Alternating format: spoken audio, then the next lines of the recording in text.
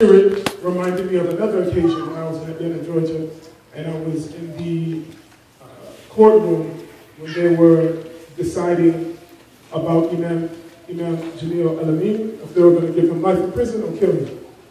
I remember sitting in the courtroom filled with people, and they were talking about him in life in prison or killing him like they were talking about Pepsi or Coke, or what do you want to eat tomorrow? Or, you know, like it was just regular conversation. I found it strange and fascinating. I've never been in that situation before.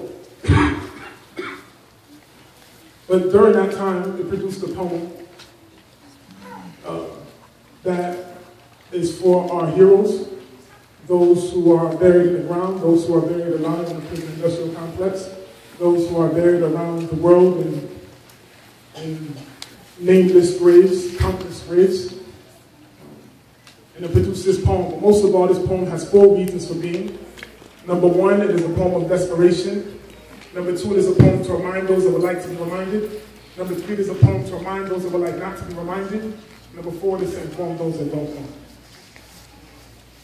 Do I have to use this one? Probably. I mean, is it? Bismillah. Yeah, if I can step in the center here, can everyone hear me? Yes. Okay, very good.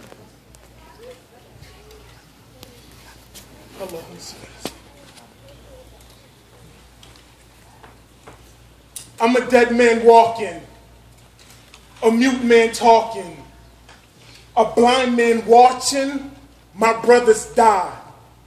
And I've built our coffins much too often, and it gets so dark when our mothers cry. I know more than I want to, but not nearly enough. I thought it was writing for the love, but it just turned to be lust, and my trust in us was gullibility. The reality's just that I'm not who I was, nor who I will be, but sometimes I feel me visiting, and I fill me with the lush scent of soul, the flavor of feeling, a rush of color. I think the pleasure may kill me, the pressure squeezes and spills me into the language of the unseen, the unthought, and the undreamed. And my heart begins to pump the thick, rich fluid of verse, searching for a simple word or phrase to fill the phase between the wet nurse and the black hearse. And I know sometimes my words lack worth, lack depth, lack girth, lack the distance to travel from heaven to earth, or from mind to brain, or from soul to flesh. I hold my breath in a hollow hope that my hopes ain't hollow. It's just a message in a bottle, or a genie in a bottle, or a baby in a bottle, or a rhino in his bottle. The symphony of me is stuck in staccato like a broken breakbeat, breaking the vinyl into bits of blackness, spinning in circles. Come down, selector. Last night the DJ took my life and left the speakers empty and the speakers speechless and the dancers still, dancing or not. They don't see our music as musing, merely amusing amusement. How could they know in basement booths we balance the nexus between what the soul and the flesh is, where the science of intellect is? We rock genius like a necklace and drop jewels in gutters. But they fooled our mothers into thinking that they could raise sons in the darkness of night. But isn't the night always dark before the sun is raised? And when the sun is raised, doesn't he make the block hot? And the eyes squint, and the breath sweat, and the trees grow, and the children play? The raised sun makes the pavement seem wavy apparitions, the mirage of future. But I know I'm a dead man walking, a mute man talking, a blind man watching my brothers die. And I've built our coffins much too often, and it gets so dark when our mothers cry. So now I'm walking a thin line between love and hate, between words that are spoken and beats that break. There's a thin line between a bullet in the chamber and a bullet in the brain. I'm civilized, sane, the little savage in me. There's a little savage in me, it's a lot of passion in me. And sometimes the soul rolls out of control without a glass of Henny. And some men are fine with being slaves just as long as master's friendly. And others spit fire at master till the Mac is empty.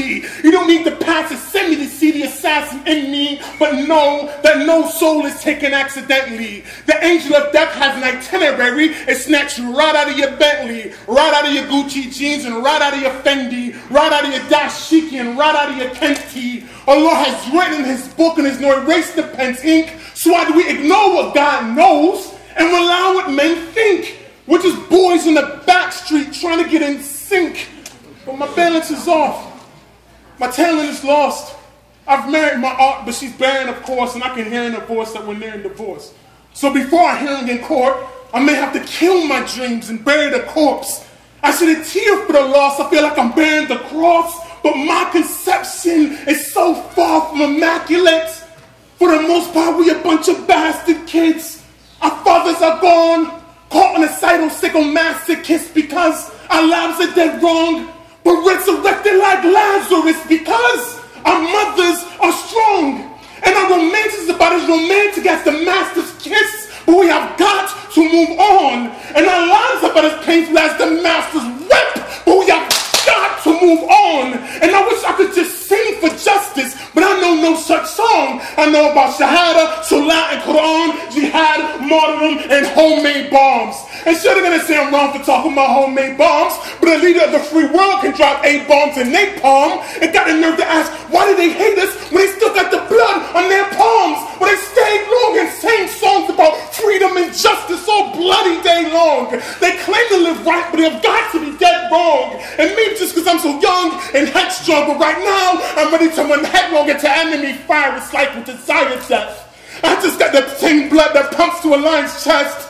I come from a line of warriors that take off their iron vest and sheathe the sword and spread to the thick of the mess, so I am begging them now. Send me your best. There's only 2 possible outcomes. 1, I can send them to rest, or 2, they can send me to my Lord. I like the second one the best, but I will kill the killers and live and settle for less, because I'm already a dead man walking, a mute man talking, a blind man watching. My brothers died, but I will build our coffins, and I will not take part in the death of my heart's kin. I'd rather die. Oh.